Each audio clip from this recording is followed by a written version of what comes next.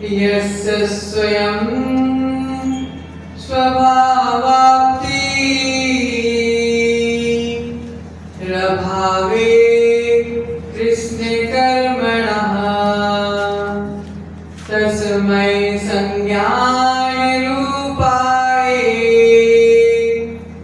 नमोस्तु परमात्मने नमोस्तु परमात्मने।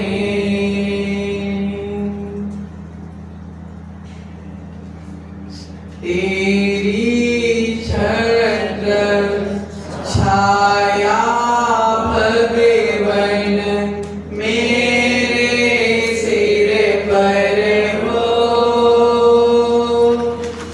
मेरा अंतिम मरण समाधि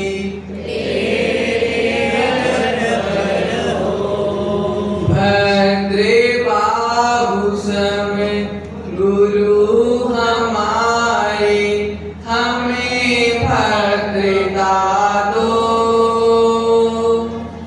रत्न तय संयम की सुचिता हृदय सरलता दो। चंद्र गोप्तसी गुरु सेवा का पाठ हृदय भर दो। मेरा अंतिम मरण समाधि तेरे दर पर हो। मेरे पवित्र मन में गुरुदेव आओ। मैं शास्त्र वाचन करूं प्रतिभा जगाओ। अनंत भाषित सभी श्रुत देवताओं क्या बोलना अब मुझे तुम ही बताओ। क्या बोलना अब मुझे तुम ही बताओ। पंच परमेष्ठी भगवान की जय। अतिशयकारी 1008 श्री कुंथनाथ भगवान की जय। अंतिम तीर्थंकर भगवान महावीर स्वामी की जय। परम पूजनीय समाधिस्थ आचार्य भगवंत विराट सागर जी मुनि महाराज की जय। परम पूजनीय आध्यात्म योगी चर्या शिरोमणि आचार्य भगवंत विशुद्ध सागर जी महाराज की जय। परम पूजनीय आचार्य भगवंत विभव सागर मुनि महाराज की जय। अहिंसामय विश्व जैन धर्म की जय। ढाई द्वीप में विराजमान 3 कम 9 कोटि महामुनि राजों की द्वादशांग जिनवाणी परम पूज्य मुनि श्री श्याम सागर जी महाराज की जय। मुनि संघ की जय।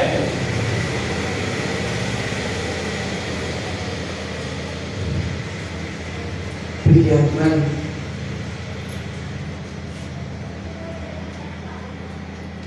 अभी तक हमने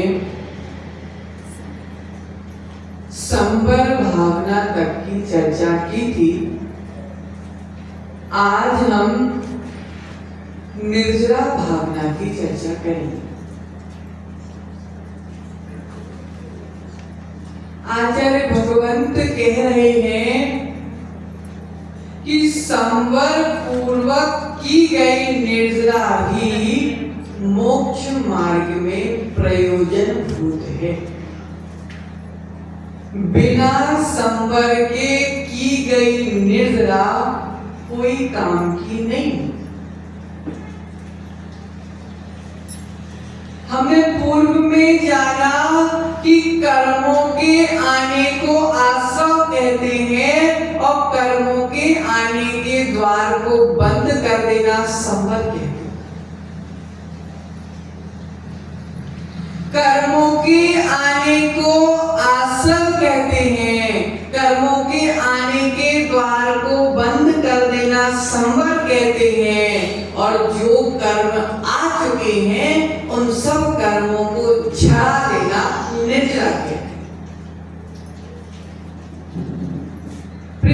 मन एक नाविक दादी, एक नाव चलाने वाला नाव चला रहा, एक नाव चलाने वाला नाविक एक नाव चला रहा, अचानक से नाव में छेद हो गया। मयूर भैया क्या हो गया? छेद हो गया। नाव में छेद हो गया, नाव में पानी भरना चालू हो गया। और जैसे ही पानी भरना चालू हुआ तो नाविक अपने हाथ से पानी को निकालकर बाहर फेंकने लगा।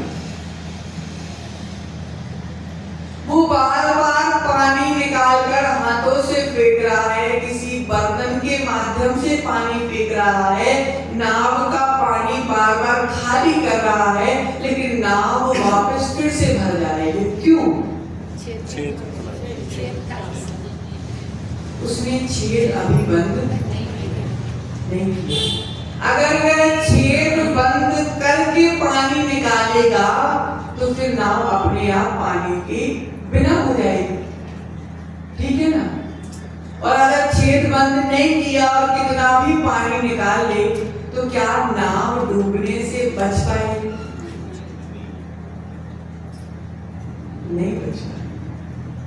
जिस प्रकार नाव का छेद बिना बंद किए नाव में भरे हुए पानी को निकालने का कोई मतलब नहीं, नाव को डूबना ही। उसी प्रकार हमारा जीवन, हमारे जीवन में भी कर्म का पानी भरता जा रहा है, भरता जा रहा है, भरता जा रहा है, लेकिन अगर वो पानी के आने का अर्थात कर्म के आने के द्वार को अगर हमने बंद कर दिया और जो पानी आ गया उसको निर्जला के माध्यम से जो कर्म आ गए उसको बाहर निकाल के फेंकेंगे, तभी हम संसार के समुद्र से पार होगा।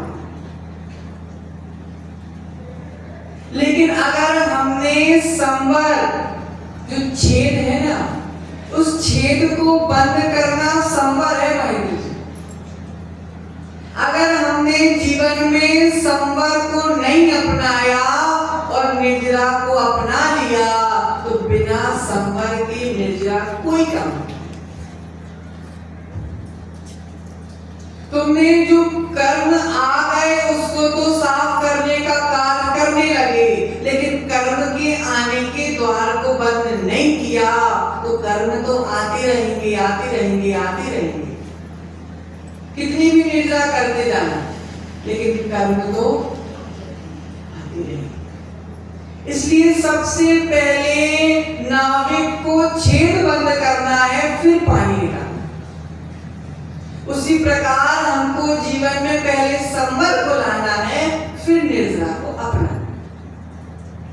प्रियजन, आचार्य भगवंत कह रहे हैं तप से निर्जरा होती है। कैसे निर्जरा होती है? तप से निर्जरा होती है।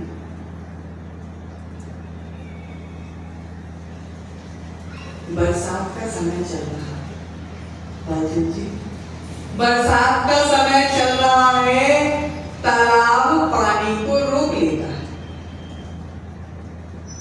ऊपर से पानी गिरता है तो तालाब पानी को रोक लेता है, और जब गर्मी का समय आता है तो सूरज उस रोके हुए पानी को सुखा देता है।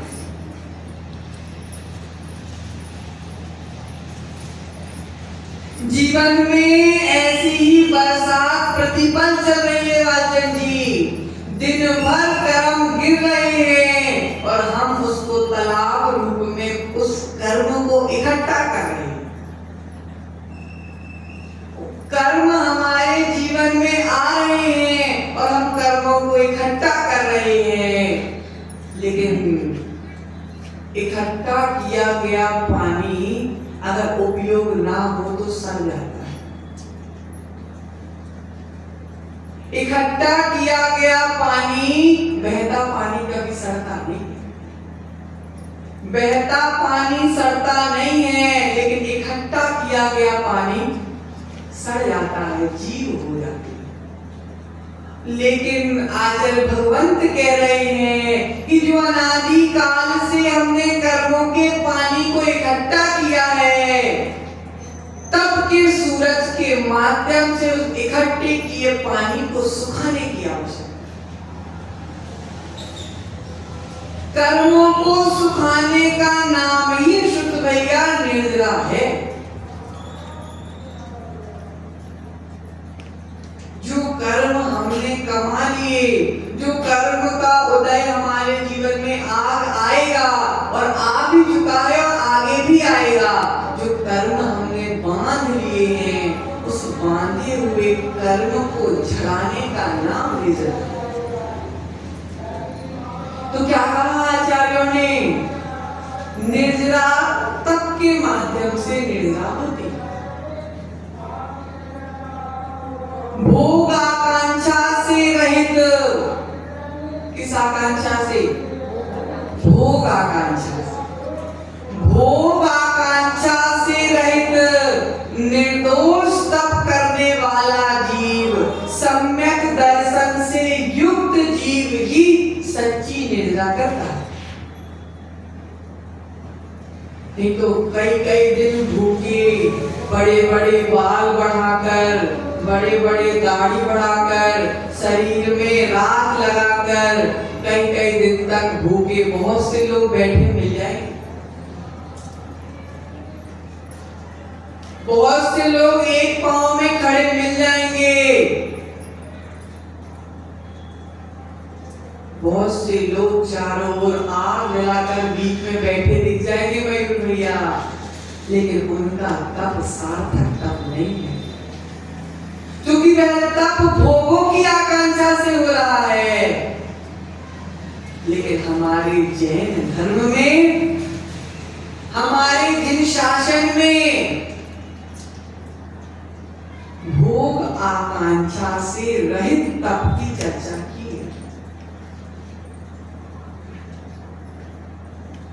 तप हमसे ज्यादा उनका हो सकता है, लेकिन उनका तप महान नहीं है। क्यों?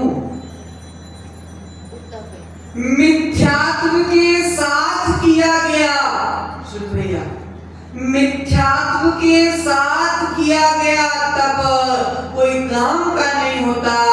लाखों वर्ष का तप भी अगर मिथ्यात्व के साथ है तो कोई काम का नहीं होता, लेकिन सम्यक दर्शन के साथ किया गया पल भर का भी तप महान।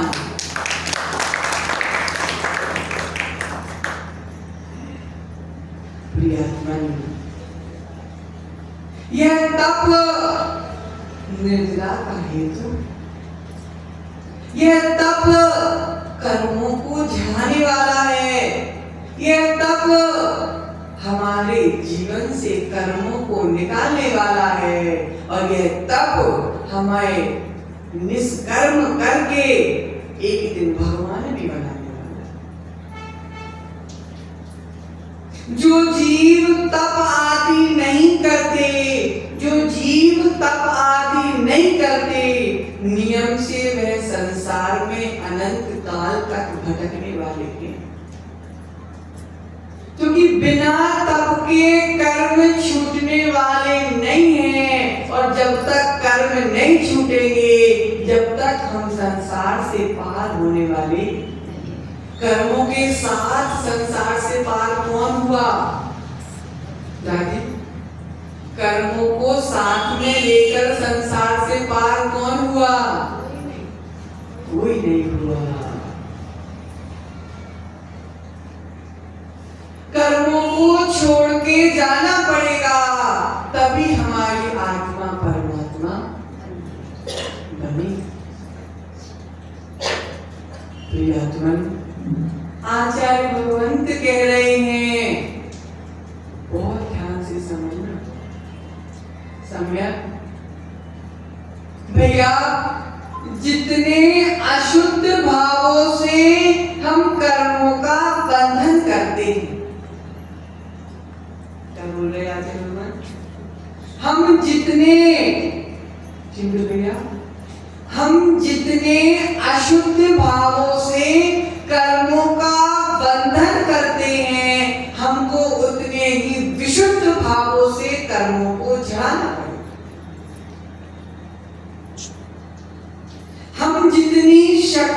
से पाप करते हैं, हमको उतनी शक्ति से ही तप करके उन पापों को जलाना पड़ेगा, क्योंकि हमने अपनी शक्ति का गलत उपयोग कर दिया। जिस शक्ति से हम अपनी आत्मा को परमात्मा बना सकते थे, उस शक्ति से हमने अपनी आत्मा को संसारी बना दिया। अपनी आत्मा को संसारी बनाने वाला कौन है? और जिसने अपनी आत्मा को परमात्मा बनाया तो किसने बनाया? स्वयं ही आत्मा को संसारी बनाता है और स्वयं ही अपनी आत्मा को परमात्मा बनाता है। जो जीव शुद्ध भैया संकल्पों में फंस जाता है, जो जीव विकल्पों में फंस जाता है, वह जीव अपना कल्याण नहीं कर पाता। क्या कह रहे हैं आचार्य भगवान?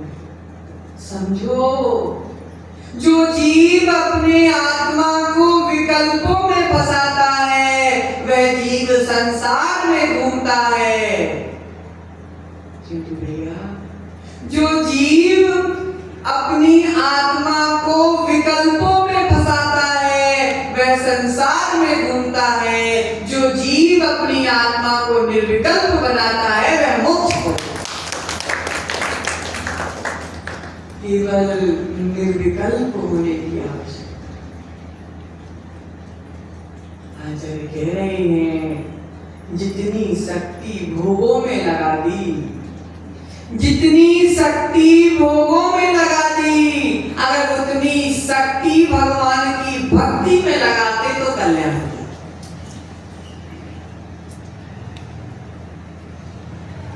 अपनी शक्ति इतनी सी ही है, शक्ति इतनी सी ही है, निर्णय करना है हमको कि हमको उस शक्ति को भोगों में लगाना है कि भक्ति में लगाना है।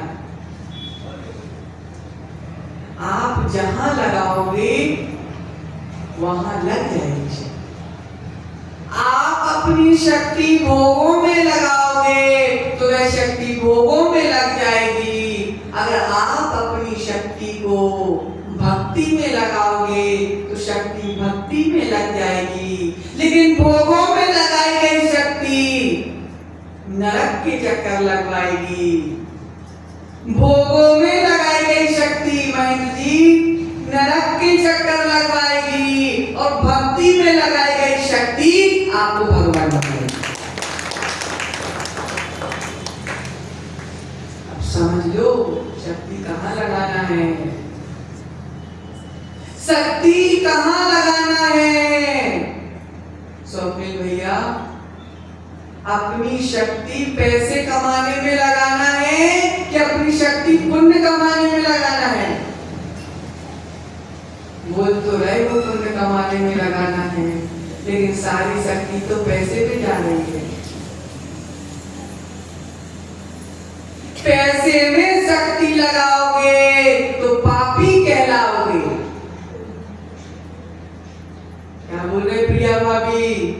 पैसों में शक्ति लगाओगे तो पापी कहलाओगे और पुण्य में शक्ति लगाओगे तो परमात्मा कहलाओगे। अब पापी कहलाना है कि परमात्मा कहलाना है? परमात्मा कहलाना है।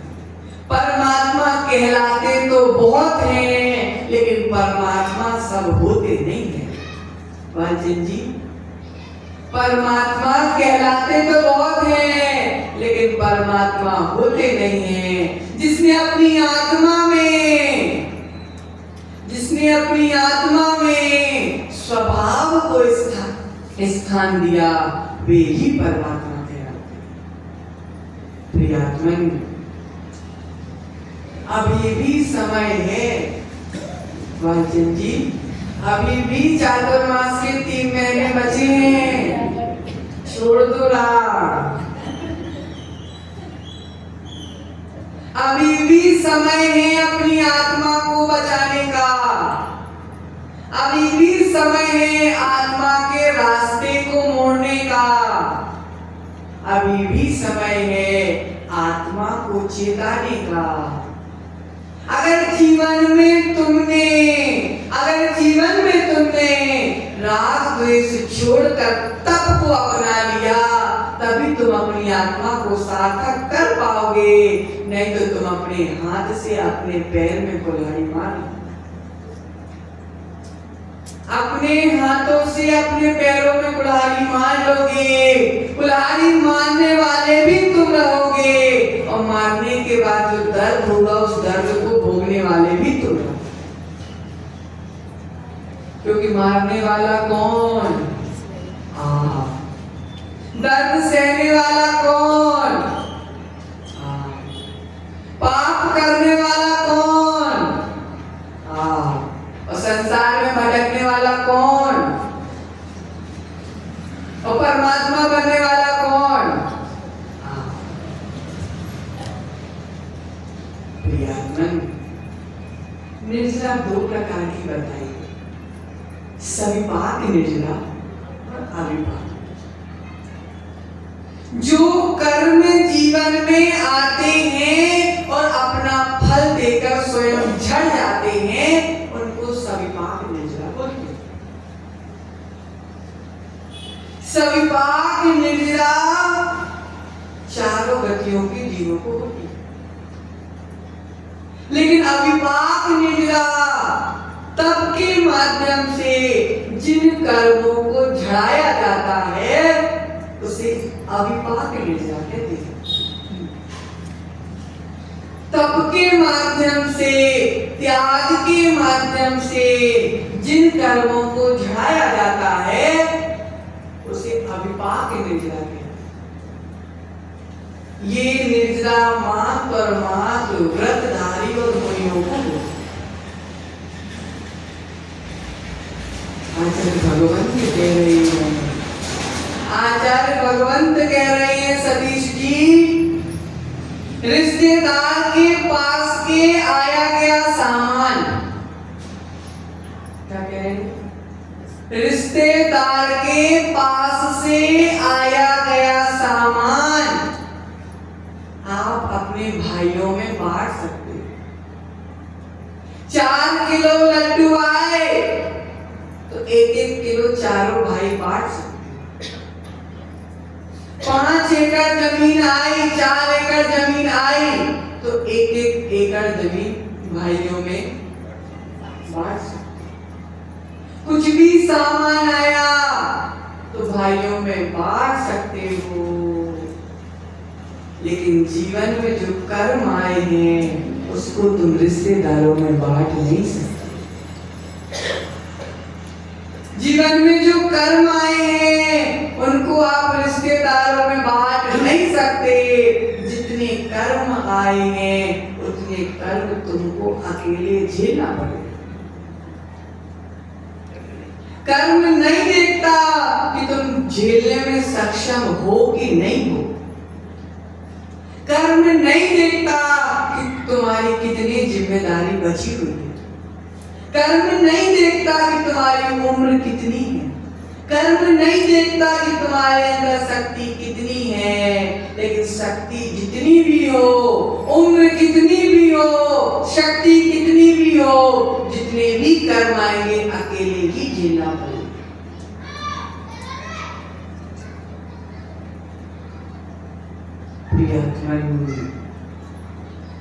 जीवन में भोगों से परे, जीवन में भोगों से परे होकर तप कर लो, तपश्चरण कर लो। तपश्चरण को जीवन में ले आओ और अपने ही माध्यम से अपने संसार को हटा। तप के माध्यम से निर्जरा होती। आज हम तप कितने प्रकार के होते हैं, तप कौन कौन से होते हैं, प्रत्येक एक तप को जानने का प्रयास करें। आचार्यों ने शास्त्रों में तप 12 प्रकार के बताए। छह अंतरंग तप और छह बहिरंग। जो तप बाहर से दिखाई देते हैं उनको बहिरंग तप बोलते हैं, और जो तप अंतरंग में रहते हैं, जो बाहर दिखाई नहीं देते, उनको अंतरंग तप बोलते हैं। तो बहिरंग तप भी 6 प्रकार के हैं और अंतरंग तप भी 6 प्रकार। तो बहिरंग तप 6 प्रकार के कौन कौन से? पहला तप अनशन। पहला तप कौन सा? अनशन। दूसरा तप अवमोदान अर्थात ऊनोदर। तीसरा तप वृत्ति परिसंख्यान। चतुर्थ तप रस परित्याग। पांचवा तप विविक्त संयासन और छठवा तप कायक्लेश। तो आज सबसे पहले हम पहला बहिरंग तप अनशन के बारे में जानते हैं। तो लौकिक प्रयोजन को छोड़कर, ख्याति के उद्देश्य से नहीं, क्या बोल रहे हैं बपन? लौकिक प्रयोजन ख्याति के उद्देश्य से नहीं, आत्मा की आराधना के उद्देश्य से अनशन तप किया जाता है। चारों प्रकारों के आहार का त्याग कर अपनी आत्मा को जिनेंद्र की भक्ति में लगाना अनशन तप है, जिसको हम लौकिक भाषा में उपवास बोलते हैं। चारों प्रकार के आहारों का त्याग करके जिनेंद्र के चरणों में भक्ति भाव से सारा दिन बिताना, अर्थात उपवास है तो कंबल ओढ़ के सो गए, उपवास है तो एसी चलाकर सो गए, कूलर चलाकर सो गए। एसी चलाई जीवों की हिंसा, पंखा कूलर चलाया जीवों की हिंसा, दिन भर सोते सोते बिता दिया। उपवास का कोई मतलब नहीं। उपवास क्या है? तप है, तप। एसी चला के, पंखा चलाकर, कूलर चलाकर उपवास करना हमारा कौन सा तप हुआ? मात्र भूखे रहे, बाहर से तो भूखे रहे, लेकिन भीतर से तो चूहे दौड़ रहे हैं।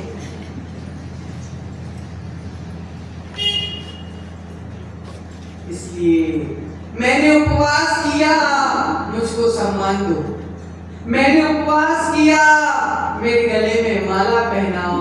ध्यान रखना, ध्यान रखना, माला के उद्देश्य से, माला के उद्देश्य से अगर उपवास किया है, तुम तो 4 टाइम खाते हो तो ज्यादा अच्छा।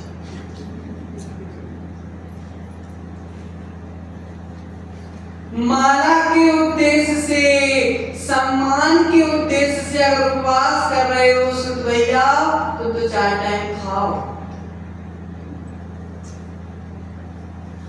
माला के उद्देश्य से उपवास नहीं करना, भगवान बनने के उद्देश्य से उपवास करना।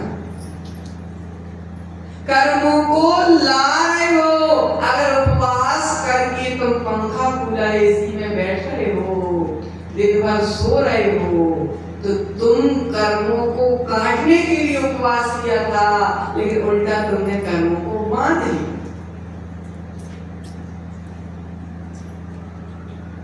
भगवंत कह रहे हैं चारों प्रकार के आहार का त्याग करके साधना करना अनशन तप है।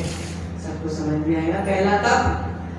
फिर दूसरा तप अवमोदान तप, भूख से थोड़ा कम खाना। दादी 6 रोटी की भूख थी, लेकिन तुमने 4 खा के पानी पी लिया, तुमने तप कर लिया। 6 रोटी की भूख थी, चिट्टू भैया 4 खा ली, बस तुम्हारा तप हो गया। इसी को तो उनोदर बोलते हैं, भूख से कम खाना। आचार्य भगवंत कह रहे हैं कि अपने उदर का, चिंटू भैया, अपने उदर का, अपने पेट के 4 भाग करो। कितने भाग? 4 भाग। 2 भाग अच्छे से ठोस आहार करो, 2 भाग अच्छे से ठोस आहार करो, 1 भाग पियो, पानी पियो, जूस पियो, जो भी पेय पदार्थ है उन सब से 1 भाग भरो, 2 भाग ठोस आहार करो, 1 भाग पेट के लिए रखो और 1 भाग हवा के लिए रखो। किसके लिए? हवा के लिए रखो। पेट में 1 भाग अगर हवा के लिए जगह छोड़ दी तब तुम साधना कर पाओगे, लेकिन पेट के अगर 4 भाग तुमने ठसाठस पिज्जा बर्गर से भर लिए, ठसाठस चाउमीन मंचूरियन से भर लिए, तो तुम पाप ही करोगे, साधना नहीं कर पाओगे। इसलिए माताओं, मुनि को आहार तो दो, लेकिन पेट में थोड़ी जगह छोड़ो, पेट में थोड़ी जगह छोड़ो। एक और, एक और, एक और, एक और। देखो क्या कह रहे हैं आचार्य भगवत, पेट में हवा के लिए जगह छोड़ो। अगर तुम 4 भाग भर के भेजोगे चौके से, तो साधु कमरे में आकर सोएगा कि सामायिक करेगा?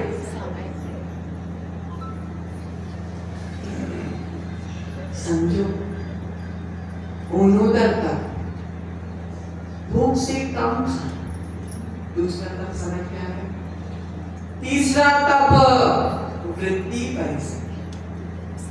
वृत्ति परिसंख्यान आचार परमेष्टि का मूल गुण है और साधु परमेष्टि का उत्तर गुण।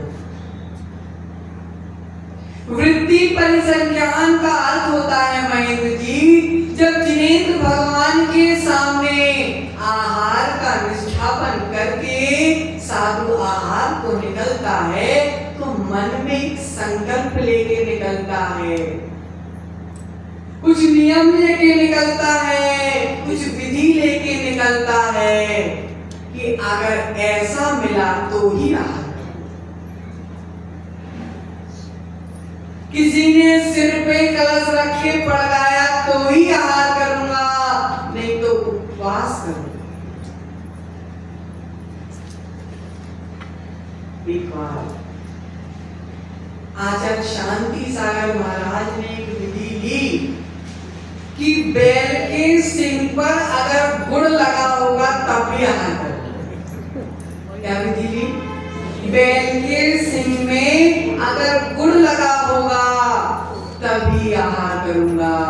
बहुत दिन तक विधि नहीं मिली, लेकिन एक दिन गुड़ के ठेले में बैल ने सिंग मारा और सामने आ गया, मुनि की विधि मिल गई।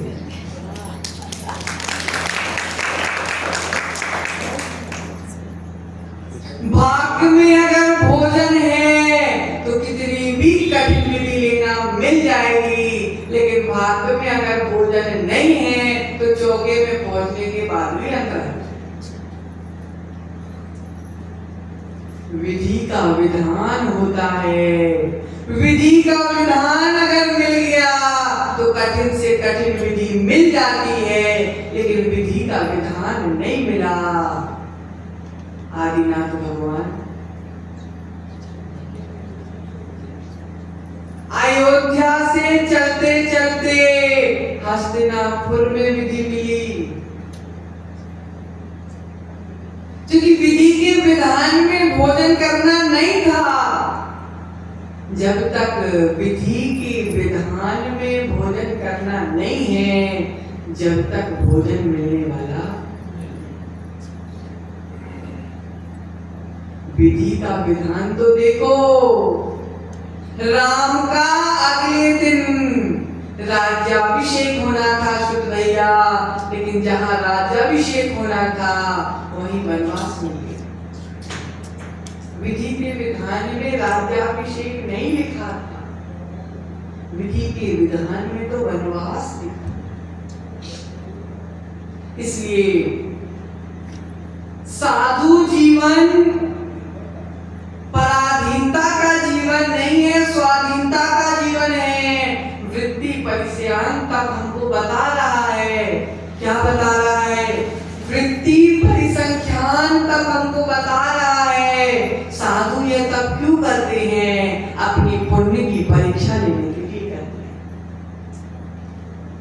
पुण्य की परीक्षा लेने के लिए करते हैं कि मेरे पुण्य में अगर आहार होगा तो विधि मिल जाएगी, और अगर पुण्य में भाग्य में अगर आहार नहीं होगा तो कितनी भी आसान विधि ले लेना, विधि मिलने वाली नहीं है।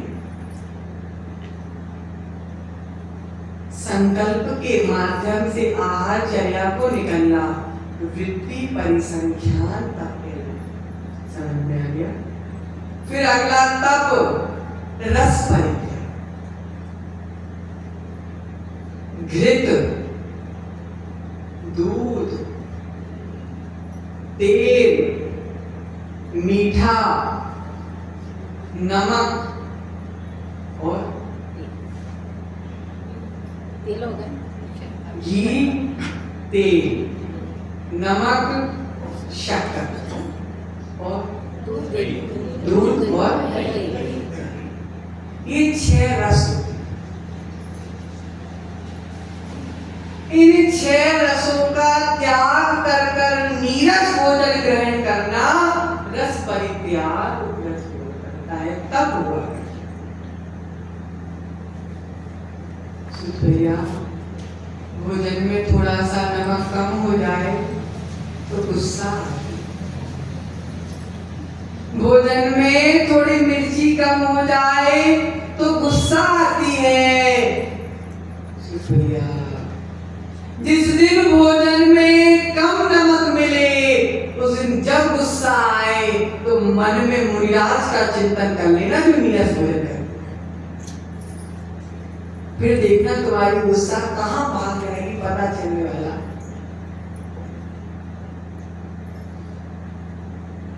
तुमको नमक कम होने पर गुस्सा आ रही, जिसके खाने में नमक ही नहीं है वो इतनी खुशी से खा रहा। सोचो तो, आचार्य भगवंत विद्यासागर जी को देखो, आचार्य भगवंत विशुद्ध सागर जी को देखो, आचार्य विराग सागर महाराज को देखो, जिन्होंने अपने जीवन में आधा जीवन तो बिना नमक के भोजन किया। लेकिन राजेश को कभी गुस्सा करके देखा तुमने? क्योंकि तुम उनको पता है कि उनने नमक का त्याग कर्म काटने के लिए किया है। लेकिन अगर नमक के बिना उन्होंने भोजन किया, किसके लिए किया? कर्म काटने। और अगर बिना नमक के भोजन करने में उन्होंने गुस्सा कर दी तो कर्म कटने तो दूर की बात, कर्म नए और बढ़ जाए। यह विवेक उनके अंदर है, ये विवेक उनके अंदर था।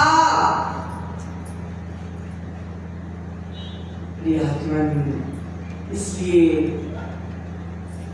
जीवन में एक एक रसों का, दो रसों का त्याग करते रहना चाहिए।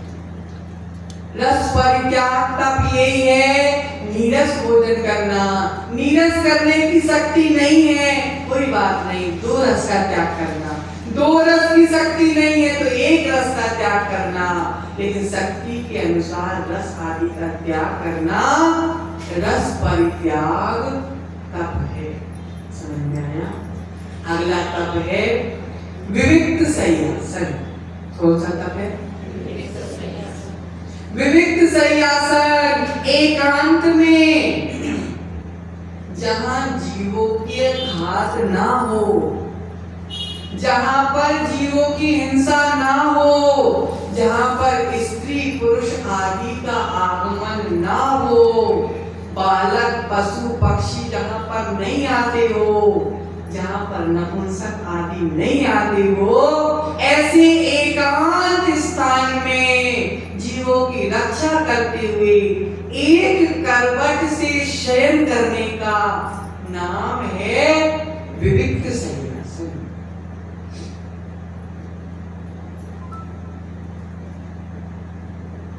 आजकल तो 4 हाथ का बिस्तर भी छोटा पड़ रहा है, मोटे मोटे गद्दों में भी गड़ रहा। प्रियात्मन, जब मोटे गद्दे गड़ने लगे मयूर भैया, तो हाथ जोड़ से क्या बोल रहे हम, जब मोटे गद्दे गड़ने लगे, जब बिना नमक के भोजन में गुस्सा आने लगे, जब बिना मिर्ची के भोजन में गुस्सा आने लगे, दिल में हाथ रखकर दिगंबर मुनि को नमस्कार कर ले।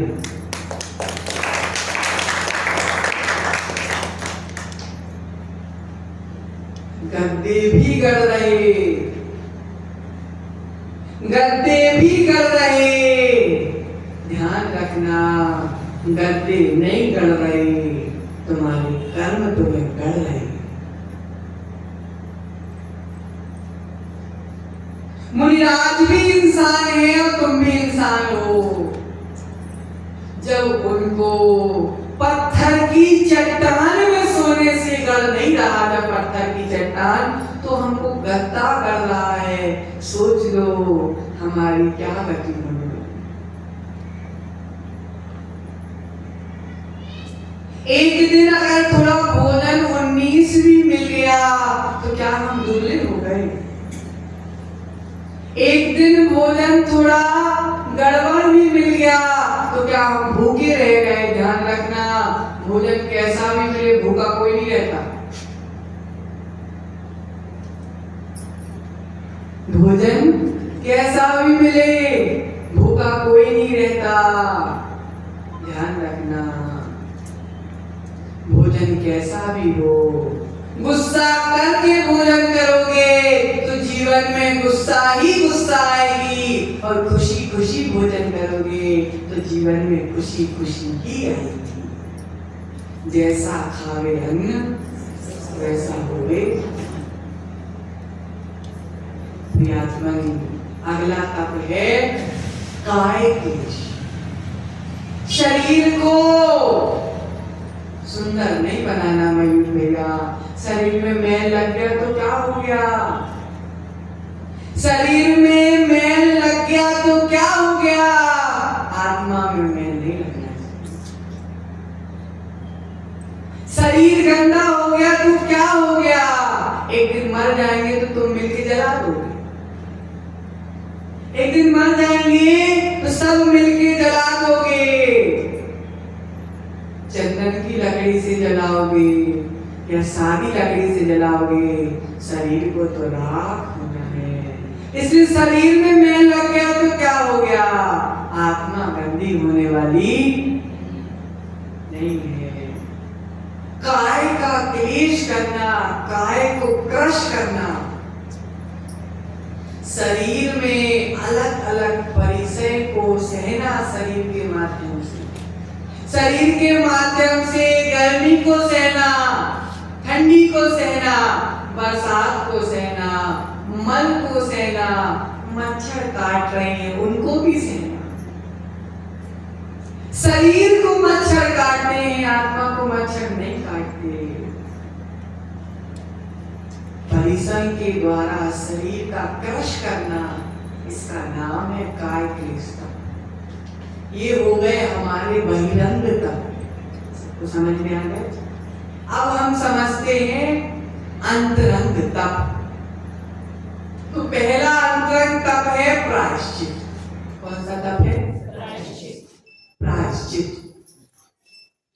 जो हमारे द्वारा पाप हो गए, पाप हो गए, उन पापों की क्षमा याचना करना, गुरु के चरणों में पापों को। जिस प्रकार एक छोटे बच्चे को अच्छा काम किया हो उस छोटे बच्चे ने, या गलत काम किया हो, वो माँ के सामने जाकर सब बता दे। छोटा बच्चा अगर अच्छा काम किया हो या बुरा काम किया हो, वो माँ के सामने जाकर सब बता देता है। जिस प्रकार छोटा बच्चा माँ के सामने अच्छे काम और बुरे काम दोनों बता देता है, उसी प्रकार शिष्य भी अपने पापों को और पुण्यों को गुरु के सामने जाकर सब बता देता है। गुरु के सामने जाकर, गुरु नहीं है तो प्रभु के सामने जाकर, प्रभु के सामने जाकर अपनी आत्मा की निंदा करना। आत्मा परमात्मा वाली आत्मा का निंदा नहीं करना, पापी आत्मा की निंदा करना। आज भगवंत कह रहे हैं हमको नफरत करना है तो पाप से नफरत करना, हमको नफरत करना है तो पाप से नफरत करना है, पापी से नफरत नहीं करना। मयूर से नफरत नहीं करना, मयूर की बुरी आदतों से नफरत करना। प्रियतमन, पाप अगर नहीं हो तो पापी भी नहीं होगा, तो अच्छा हो जाएगा। बुराई क्या है? पापी बुरा है कि पाप बुरा है? पाप बुरा। इसलिए आज भगवंत कह रहे हैं कि अपने दोषों को अपनी आत्मनिंदा के द्वारा प्रभु के सामने, गुरु के सामने बता देना प्रायश्चित। और उस प्रायश्चित के बदले में गुरु जो तप आदि देते हैं, उपवास आदि देते हैं, उनका पालन करना, ये अपना प्रायश्चित तप है। इसी के साथ एक और शब्द आता है प्रत्याख्यान। तो जो हमने दोष कर लिए उनका प्रायश्चित ले लेना और भविष्य में वह दोष ना हो, इसलिए उन दोषों का त्याग कर देना प्रत्याख्यान होता है। फिर दूसरा तप अंतरंग तप, विनय। पूज्य पुरुषों का आदर करना, सम्मान करना, उनके भीतर में जो गुण हैं उन गुणों से अनुराग करना और वह गुण मेरे भीतर आ जाए, ऐसी भावना करना, विनय तप कहलाता है। समझ में आया? तीसरा वैयावृत। तीसरा तप कौन सा? वैयावृत। वैयावृत अर्थात सेवा करना, उपासना करना। वैयावृत के बहुत सारे भेद हो जाते हैं, इसमें बहुत सारी चीज गर्वित हो जाती है, जैसे कि साधु के हाथ पैर दबाना, जैसे कि साधु के आहार करवाना, जैसे कि साधु के साथ बिहार में चलना, जैसे कि साधु के साथ उनका कमंडल लेके चलना। अर्थात भैया आप इस शब्द का बार बार उपयोग करते हो, साधु के अनुकूलता के हिसाब से, साधु की अनुकूलता के हिसाब से उनको सुविधा प्रदान करना वैयावृत है। समझ में आया? फिर उसके बाद अगला तप स्वाध्याय। आलस का त्याग करके, प्रमाद का त्याग करके, विनय पूर्वक आचार्यों के द्वारा अर्थात अरिहंतों के द्वारा कही गई, गणधरों के द्वारा झेली गई और आचार्यों की परंपराओं के द्वारा लिपिबद्ध की गई ऐसे आगम के ज्ञान का, ऐसे आगम के ज्ञान की आराधना करना स्वाध्याय है। कैसे करना स्वाध्याय? प्रमाद का त्याग करके। दोपहर में 2 बजे सोने का समय हो, लेकिन यहाँ कुसुम्बा की महिलाएं दोपहर में 2 बजे स्वाध्याय के लिए आती हैं।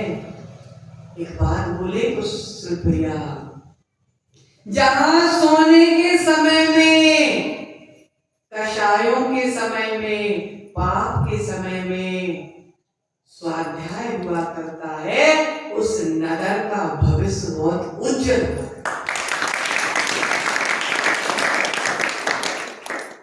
सुबह का स्वाध्याय, दोपहर के 2 स्वाध्याय, उसके बाद शाम का प्रवचन। 4 टाइम कुसुम्बा में धर्म आराधना चल रही है। 4 टाइम कुसुम्बा में सामूहिक रूप से धर्म आराधना चल रही है।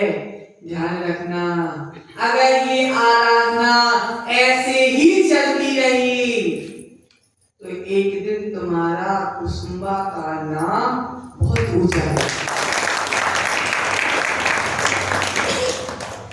स्वाध्याय तब समझ में आया। स्वाध्याय के बाद काय की सारी चेष्टाओं का त्याग करके, शरीर से ममत्व का त्याग करके जो तप किया जाता है उसको विसर्ग कहा जाता है, अर्थात कायोत्सर्ग कहा जाता है।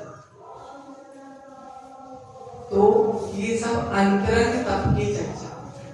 अस्थिर चित्त को स्थिर करना, स्वस्वभाव का चिंतन करना ध्यान कहलाता है। ये अंतिम तप का ध्यान।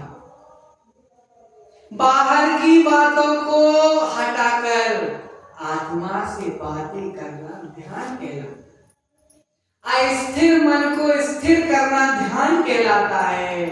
पंच परमेष्टि का ध्यान करना, स्वभाव का ध्यान करना, निश्चय से स्वभाव की बातों को मन ही मन स्वभाव का चिंतन करना ध्यान कहलाता है। और व्यवहार से पंच परमेष्टि का चिंतन करना ध्यान कहलाता है। ये सब 12 तप हो गए, 6 अंतरंग और 6 बहिर्मुख। इन तप को जो जीवन में लाता है, ऐसे निर्ग्रंथ मुनि धन्य हैं, ऐसे निर्ग्रंथ मुनि महान हैं, जिन्होंने ऐसे कठिन तप को जिस पंचम काल में 10 टाइम खाने के बाद भी भूख नहीं मिट रही। कहाँ जमाना था चिंटू भैया, एक जमाना था जब हमारे राजा महाराजा हमारी प्रजा सोने के बर्तनों में खाती थी। एक जमाना था चांदी के बर्तनों में खाती थी, और आज का जमाना पत्ते के दोने चाट रहे। अंदर तो देखो, कहाँ सोने का बर्तन और कहाँ पत्तों के दोने। अपनी आत्मा को समझा लो, संभाल लो, नहीं तो अगर छठे काल में पहुंच गए, इंसान को कच्चा खाएगा। इंसान को कच्चा खाएगा। याद रखो, जिन्होंने ऐसे तप को, क्या कह रहे हैं आचार्य भगवान, तप को स्वीकार करो, तपधारियों का सम्मान करो, जिनवाणी का सम्मान करो, जीवन को महान बनाओ। पूर्व में संचित कर्म जो है, उनके गलन का नाम निजरा है। जो भाव संवर के कारण है, उन्हीं भावों से निर्जरा होती है। जिन भावों से कर्मों को रोका जाता है, उन्हीं भावों से जो कर्म आ गए हैं उनको भगाया जाता है। तत्व को समझो। इन तप को समझना नहीं है, इन तप को आचरण में लाएंगे तभी हम अपने कर्मों की निद्रा कर पाएंगे। इसलिए कर्म के सिद्धांत को समझो, कर्म की बातों को समझो। कर्म की बातों को यूं ही नहीं लेना, कर्म की बातों को यूं ही नहीं लेना। कर्म की महिमा तो देखो सुख भैया, जो व्यक्ति बड़े बड़े पत्थर उठा लेता है, भाभी, जो व्यक्ति बड़े बड़े पत्थर उठा लेता है, वह व्यक्ति हल्की सी पिच्छी नहीं उठा पाता। जो व्यक्ति बड़े बड़े पत्थर उठा लेता है, यह हल्की सी पिच्छी नहीं उठा पाता। क्यों? कर्मों के कारण। पत्थर को उठाना सरल है महेंद्र भैया, पत्थर को उठाना सरल है, क्योंकि पत्थर को तो हम अनादि से उठा रहे हैं, लेकिन पिच्छी को उठाना सरल नहीं है। जिन्होंने पिच्छी उठा ली, अगर हम उनका अपमान कर रहे हैं तो ध्यान रखना, किसी भी भाव में तुम पिच्छी को उठाने के लायक नहीं बचो। जीवन में अगर पिच्छी को उठाना है, जीवन में अगर पिच्छी उठाना है, तो जिन्होंने पिच्छी को उठाया है उनका सम्मान करो। मन समय हो गया, इसी मंगल भावना के साथ निजरा कर्मों की निजरा से ही जीव एक ना एक दिन परमात्मा बनता है। बिना कर्मों की निजरा से संसार बढ़ता है, मोक्ष मार्ग प्रशस्त नहीं होता। इसी मंगल भावना के साथ परम पूजनीय आचार्य श्री विभव सागर जी महाराज की जय।